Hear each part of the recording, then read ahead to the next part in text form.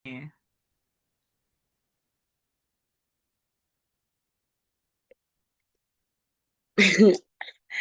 Hello po, good evening po sa lahat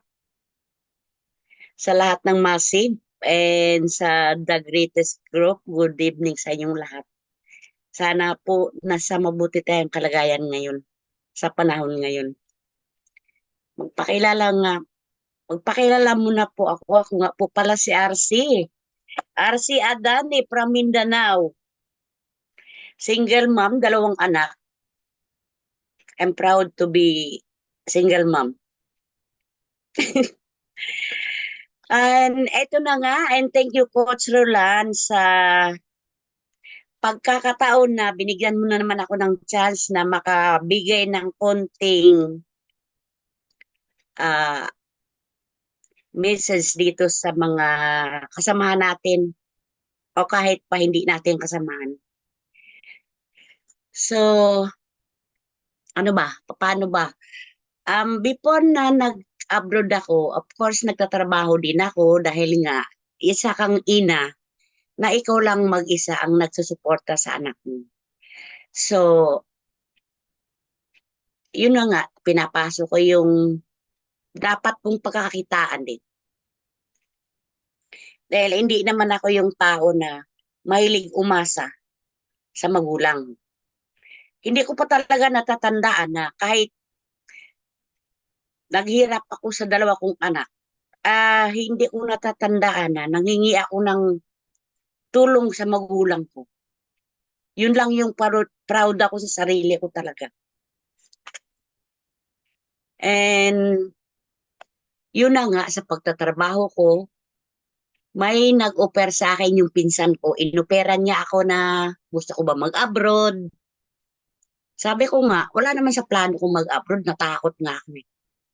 Siyempre, wala ka namang natapos na pinag-aralan tapos punta ka ng abroad. Di ba nakakatakot yun?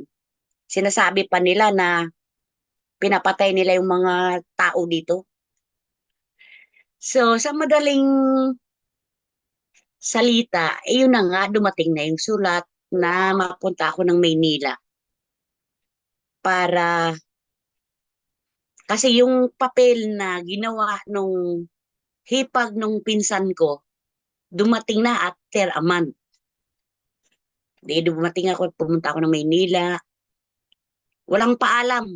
Wala akong paalam na pupunta ako dito sa abroad. Basta lumargan na lang talaga ako. Pero ko, hindi ako yung nag-iisip na natakot ako. Ang pakiramdam ko parang from Mindanao to Manila lang. Parang namasyal, ganun. Ewan ko, bakit malakas ang loob ko that time? Ang inisip ko lang yung papapakain ko yung anak ko ng masarap pa. Ganun. Makahanap ako ng trabaho na malaki-laki sweldo, ganun. So, nung dumating ako dito, siyempre sa bahay ako. Lahat naman ang dumarating dito, bihira lang yung direct hire. Lahat naman sa bahay talaga nagsisimula. So, yun na nga. 6 years ako sa bahay. Tapos binigyan ako ng amo ko ng release. Siyempre, mabait naman yung amo ko. Kung hindi ba naman mabait, dadalhin ka ba nila mamasyal kung saan saan? Dinala ako sa London. Buti na lang, hindi ako tumakas doon. Saka hindi ko talaga ugaling tumakas-takas na yan. Nakakatakot. Ayun na. So, ngayon, nasa labas na ako nagtatrabaho. Sa salon po ako nagtatrabaho. Matagal na rin ako dito sa amo ko na to. Kasi ayoko yung papalit-palit ng amo eh. Hanggat may nag-message sa akin sa messenger ko. Sabi ko, sino kaya? To, hindi ko naman to kilala. Kansawan naman yung mga kasama ko na, mayroon na namang ano yan. Sabi ko, tigilan mo ako. Ay, hindi talaga ako tinigilan mag-message araw-araw. Kaya nga, minsan, sinabi ko nga, sino ka ba? Ayun, nagpakilala. Mga ganito, tapos gusto pa pag-usap. Eh ako naman, di naman ako ano, o sige, mag-usap lang pala eh. Ayun, nag-uusap. By message ha. Ngayon, alam mo ba yung ganito, yung online na negosyo? Eh naku, sabi ko, wala akong alam dyan. Yun lang yung sinabi ko. Ngayon, ipapaliwanag doon niya sa akin, papaano, ganito. Sabi ko, naku po. Ay, naku, sa mga ganyan kasi na-scam na ako 2 beses na eh. Pero ito pa rin ako, hindi ako sumuko. Dahil nga, ang hinahangad naman natin yung kabutihan natin na balang araw, makakahinga ka ng maluwag ba? Hindi mo iniisip yung papasok ka ng trabaho na hindi ka malate, hindi ka kakaltasan ng amo mo pag na-late ka. Mga ganyan. So, hanggat sa sinubukan ko makinig sa Zoom nila, yun na nga, sabi ko, madali lang pala. Yun yung nasa isip ko. Madali lang pala, ganun lang pala. Mag-i-invite. Ini-offer mo sa mga kaibigan. Hanggat sa naintindihan ko, sumali ako. Kumuha ako ng isang account. Ngayon, sa isang account na yan, every month, ano tawag dito? Nag-a-add ako ng account ko every month. Siguro mga 6 months yata yun. O, parang ganun. Sabi ko, bakit ang tagal-tagal ay kailangan 15 account? Paano ko gagawin yun? Sabi ko naman. Eh, yun na nga. Ngayon, iniisip ko talaga paano ko gagawin. Ngayon, nagpakapal na talaga ako ng mukha ko sa amo ko. Nangutang ako para ma-complete ko yung 15 account. Oh, yun na kompleto na. Ngayon, sabi ko, coach, natapos ko na yung 15 account. Ano na naman ang gagawin ko? Ganun lang, nagtatanong lang ako. Kahit wala man ako masyadong alam, lalo na sa mga cellphone, dahil hindi talaga ako marunong magkalikot ng cellphone. Si Coach Roland din ang nagturo sa akin. At maraming salamat sa kay Coach Roland dahil siya nga ang nag-aano sa akin dito sa negosyo na to. Nagpakilala sa akin dito. So, yun na nga, hanggat ngayon nandito pa rin ako, nagkaka-award na rin. At sa likod ng awards na yan, may pera naman yan. Huwag lang tayo masyadong, alam mo yung magmamadali na yayaman dahil hindi pwede yun. At yun na nga, kailangan may proseso daw paano kaya yaman dito. Di siyempre, sinunod ko lang ako. Pa-relax-relax lang. Pa-relax-relax lang ako. Pero hindi ibig sabihin na hindi ko ginagawa. Ginagawa ko naman. Eh, may mga tao talaga na makitid ang utak, yung hindi open-minded. Eh, wala. Ang sa kanila, once na sumali sila, agad-agad may pera yan, yayaman ka agad. Yun yung gusto nila. Ngayon, yun nga, naka-top earner na ako dito. So,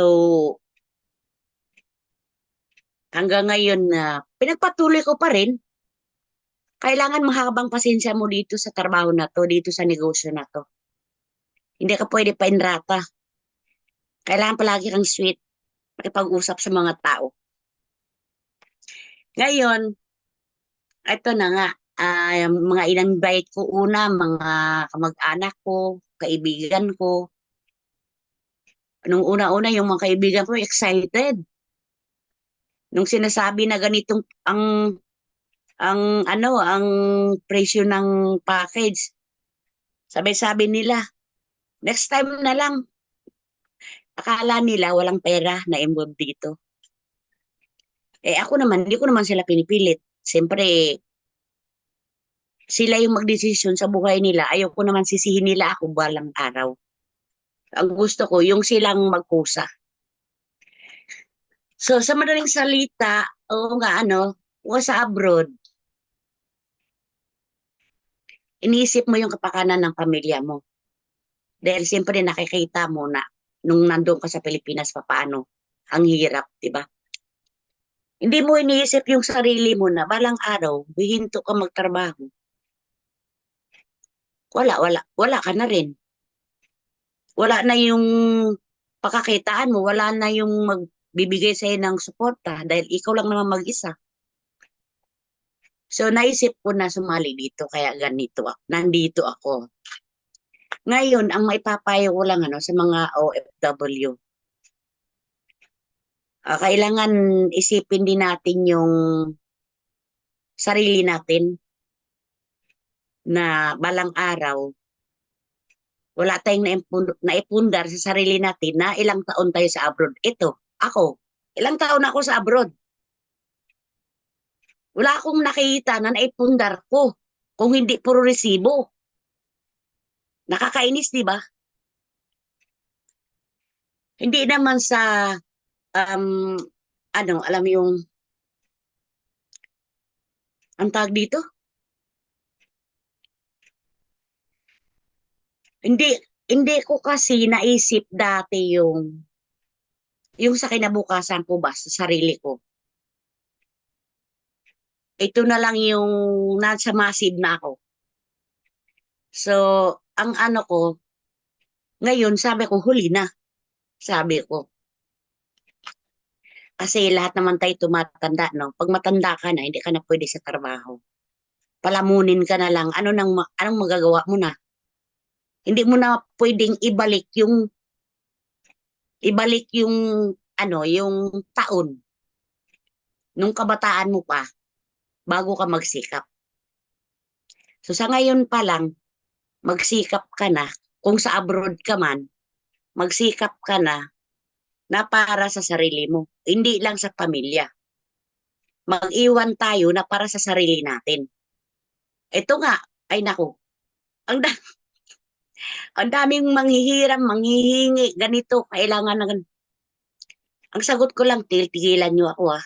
Ako napapagod ako sa tatrabaho. Pero yung gusto ko makuha, hindi ko pa nakukuha. Kaya sabi ko, konting kahit man, alam mo yung nagigilty ka dahil hindi ka nagbibigay. Sabihan ka na nga, kung minsan hindi ka na mini-message kasi nga, parang ang tingin sa'yo, mayabang ka na. Dahil ikaw yung may trabaho, nanghihiram sila sa'yo ng pera, hindi mo sila pinapahiram. Hindi man sinasabi sa'yo ng personal, pero alam mo na yon na naging mayabang ka na dahil ganito, may trabaho ka. Hindi naman sa kayabangan yun. Siyempre, iniisip mo rin yung sarili mo. So, sa mga kasama ko din, wag lang tayong huminto. Dahil nandito na tayo sa negosyo na to, ipagpatuloy na natin sa mga kasamahan ko dyan sa mga SIM. Yun nga lang, kailangan matyaga ka talaga. Makinig at sumunod sa mga mentor natin. Kung ano yung sinasabi, yun lang naman yung gagawin natin. So, ngayon, sa mga katulad ko no, na OFW no, na matitigas ang ulo. Dahil nga, ang sa kanila kasi, ayaw nila yung palagi na sa Zoom, ganun. Aywan ko, siguro naiinip sila. Hindi ko rin maintindihan, basta ayaw lang nila. Yung mga nakilala ko lang. Pero yung mga iba naman na open-minded naman sila na gusto talaga na may balang araw sa kinabukasan din nila, pwede naman silang sumubo, panuorin at makinig hanggat maintindihan nila. Pero kasi ang mga tao ngayon, kailangan na lang, Cash money ang kailangan nila, agad-agad. So, yun lang masasabi ko, no, sa mga lahat ng OFW. Dapat mag-isip-isip din tayo. Dapat mag-iwan tayo na para sa sarili natin. Huwag nating hayaan na maubusan tayo. Kasi pag umuwi tayo at tumanda na, walang mag-aalaga sa atin. Wala kang pera, makaya kukulong ka pa sa kulungan ng aso. Hindi mo masabi ngayon din, malakas-lakas ka pa. Hindi end of the day, maintindihan mo rin kung inaabuso ka ng pamilya mo. Dahil pinagtabuyan ka, walang mapapala sa iyo, wala kang pakinabang. Ay naku, yun yung masaklap, masakit. So, siguro hanggang dito na lang, Coach Roland. Ah, ibabalik ko na sa iyo. Pasalamat muna ako sa mga coaches natin. Salamat kay Mentor Archie Saplot, kay Jan Malanay, kay Coach Remedyo Ganokay, kay Coach Roland. Thank you so much sa inyo and God bless po sa buong Masip. Sana po dadami pa tayo ng madami. So, hanggang dito na lang ako. Coach Roland, back to you. Thank you so much.